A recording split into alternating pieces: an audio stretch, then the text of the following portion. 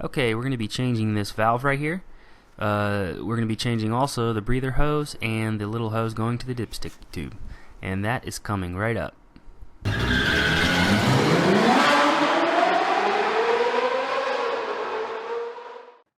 Alrighty, so I have not really seen a good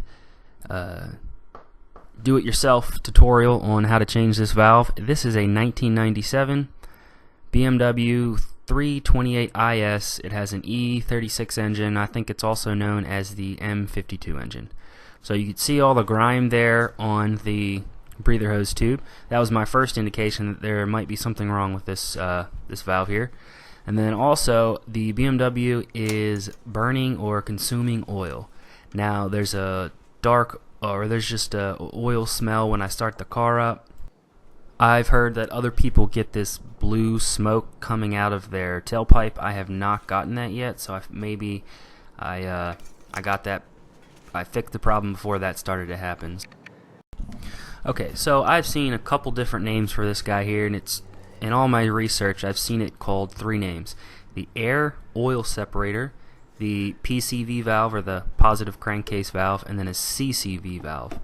Not really sure what the CCV stands for, but that's what the BMW place that I took it to gave me some advice on it, and that's what they called it. And then we also have this breather hose tube, or also a ventilation tube, I think they call it. Goes from the crankcase housing right there all the way down into the it connects to the air oil separator. So this was really my first indication that maybe something was wrong, maybe something was clogged up. So you'll see later on in the video when I take off the breather hose that there's a bunch of stuff built up, and the breather hose actually just starts cracking and falling apart. So first things first, we gotta start to take it apart, and I'm gonna put some of this stuff on time lapse just because I had about 2 hours worth of footage, and I'm sure you don't want to watch me take stuff apart for about 2 hours. So to begin the teardown, we have to take off the air filter box. So take those two bolts off down there connected to the frame, and then those two little clips you can just pop off with the screwdriver. Okay, so go ahead and remove that item, and take off this little air intake tubing right here, but don't forget the little holes on the bottom. You can see that's starting to crack, so I need to replace that here. So sometimes this can get kind of stuck on the throttle body curve right there. Get a screwdriver and pop it off. That's what I had to do. So once that comes off, we have a little curve right here. It's just like a little baffle, something extra that the BMW puts on their cars. It's not the actual throttle body. The throttle body is right here. Most of these bolts are 10 millimeters. So you got this little housing right here. Take that off. Now at this point I was thinking I was going to have to take the radiator lines off, but thankfully I didn't, because that would have just been an extra added mess. So you can kind of just maybe move it back. You can still do what you need to do with keeping all those things attached. You might not even have to take that throttle body off. I just took it off trying to be able to see what I was doing, and for video purposes as well. So next up we have this little breather hose tube. This thing basically just crumbled on me. Oh yeah, and by the way, take off that little tube there to the alternator. I think that just kind of cools down the alternator if it has any heat going to it.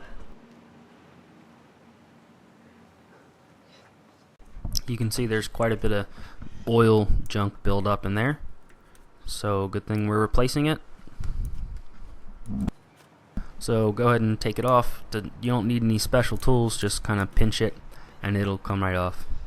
You can see again there's quite a bunch of buildup in there.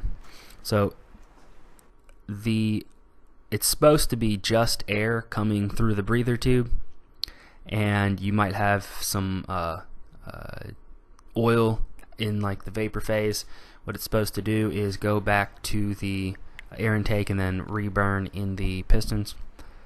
But sometimes this air oil separator fails and you get blockage, and then the oil can't get back to the air intake, so you got to replace it. This is a common failure in the E36 engines. So here's the oil dipstick tube. I had to take mine out, and I put an oil pan down there just in case there was some oil in the bottom, which there wasn't. but I put one down there just in case. You might want to do the same. I had to take the dipstick tube off. You might not have to. I could not reach down there and pull off the air oil separator hose, so I had to first take off the actual air oil separator, and when I did, it detached on the wrong end, so I had to pull the dipstick tube out. But that's here in a couple seconds. You see, you just take a little screwdriver, take a little pick or something, just push. There is a little grommet right here. It is a little rubber gasket type deal. You might not need to replace it. You might want to.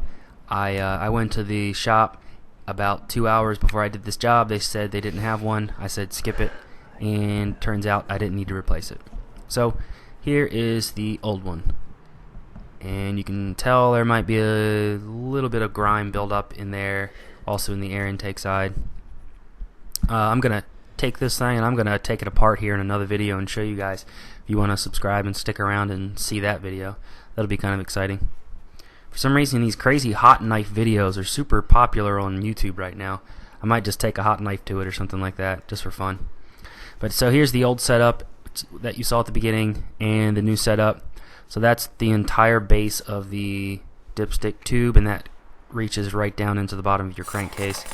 If you want to put some carb cleaner down just in case there's any blockage, I've seen people had like real hard buildup, like a cake in there, and they had to like drill it out. You might even have to get a new dipstick tube if that's the case. Hopefully not. But once you clean that out, put it back. I had to bang it with a hammer because I wanted to make sure it got down all the way. Just lightly tap it. Now the rest of the video I'm basically going to just speed it up because I'm putting it back together. So obviously we don't want to see 30 minutes of me trying to put it back together. And when you're down there, be careful. If your BMW is really old, a lot of the hoses might be real old and they might crack on you, so just be careful when you're under there. I think I had a little trouble with the evap line.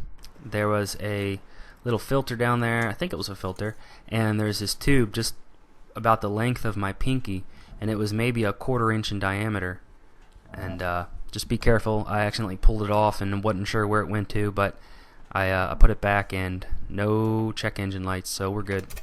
So check the oil when you're done. Obviously you want to make sure that you put the oil back in.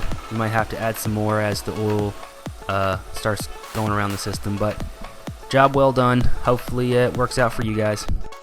Alright, so if you like that, consider subscribing. If you're a BMW owner, there's going to be plenty of more fixes in the future. Thanks for watching.